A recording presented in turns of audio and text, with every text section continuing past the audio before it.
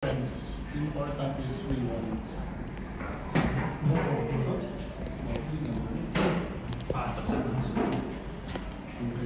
Hindi nag-switch ako. Sabi niya, hirap daw sa kukupan to po.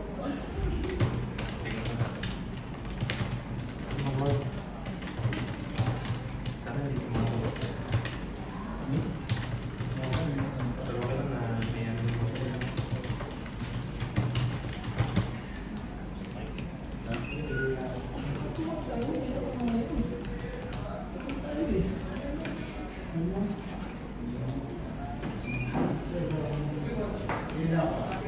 Welcome to the post-game press conference. We are here with the winning coach, Coach John Uchico, and best player of the game, Robert Bolling. Coach John, you mentioned that the team is still searching for its identity. Considering how they battled through this game, especially with rain or shine closing in on multiple occasions, and given your top position in this conference, what does this performance reveal about the team's growth and potential as they progress? Well, at least we know that we can battle, as you said, especially when the games count. We don't lose faith, we don't lose hope. We're always there, even if the chances are very slim. We give ourselves a shot all the time. So if we can translate that all consistently in our games and in our practices, then we'll be all right. Robert, you were not only able to create opportunities para kay Mike, but also you took it upon yourself na mag-step up and make big plays para makuha tong panalo na to. Ano yung naging mindset at approach mo coming into this game, lalo na alam mong malaking nakataya? Yun nga, bago yung start ng game, sabi ni Coach, wala nang bukas eh. So, wala, nakapokus lang talaga kami this game. Alam namin, yung team na sa kabila, desperado din sila eh. So, mas desperado din kami pag santalo, wala na kami. So, at least may chance ulit kami. May game kami next, malakas din kalaban namin. So, ganoon din yung situation namin ngayon, mas win din kami para at least nandun kami sa 8 or 7 spot. Thank you, Robert. We now open the floor for questions from our friends from the press. Coach, congratulations. Coach, si Mike, Pete Paul din, si Reynolds yung mahabol. Guys like si Meran din, si Silas Torres, also si Bertor, hitting 3 shots para hitting yung lead nyo. Yeah, they held the court. Yung local held the court. In fact, nag-lead pa nga sila ng 10 points yata if I'm not mistaken. So they held the court very well. Na pwedeng bumaliktad yung laro eh. Pwede sila yung lumamang eh. Pero because they played very well, they defended well, they made shots. So we were able to hang on. Humahabol na kasi yung rain or shine ng time na yun. And we were able to hang on. Yun ang importante doon na maski wala yung import namin, still they still work hard and found a way to get that lead.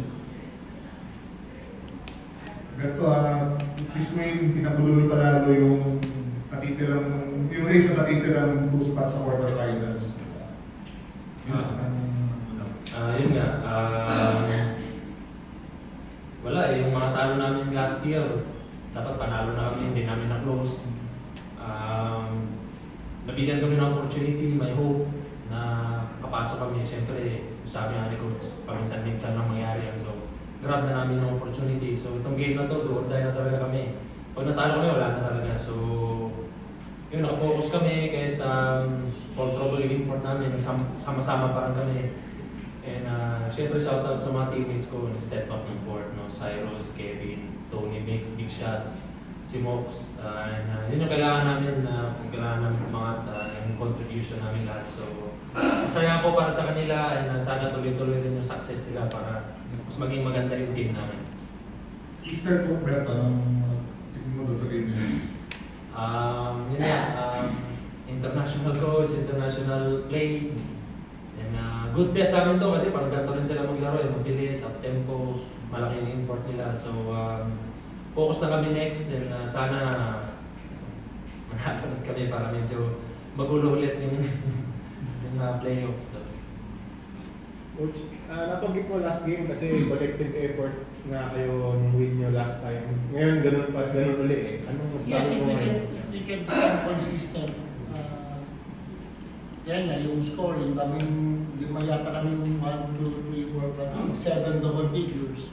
So nakakapulot kami ng puntos sa mga ibang players. So sabi nga ni Bert, nag-step up sila offensively and defensively. So nakaka-contribute lahat.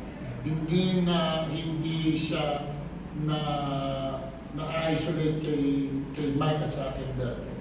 So magandang, they can become consistent and it's a good sign. Coach, Eastern very quality team nasa 4, but yung mga times na pwede sila matalo. What do you see about that team? Well, sabi ko nga na Nudge kanina na hindi kami pwede mag-isip ng bukas eh. Ang iniisip namin is always today muna. Hindi kami pwede mag-isip ng advance. Wala kaming sayang advance kung hindi namin maayos yung today. So ngayon, today na ayos. Bukas na lang yun sa Eastern. Bukas na lang. Thank you, everyone. That ends our post-game press conference. Congratulations, Coach John Robert.